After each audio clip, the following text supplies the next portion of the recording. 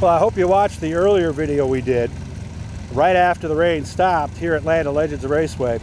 It is just a few minutes after 5 right now, and as you can see, it looks a lot better than it did. We're supposed to start at 6:30.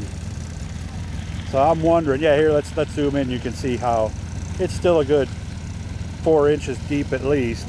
It's covering his shoes down there on the inside, but they've got the pump going, and that's going into the infield. So let's get the Packer as he comes by. So we're still optimistic. Toughest thing here at Canandaigua, of course, is that we have a curfew. So there always becomes a time when it's too late. So we're hoping we don't reach that point. But they're doing everything they can. It rained at, let me see, was it about maybe 3:45?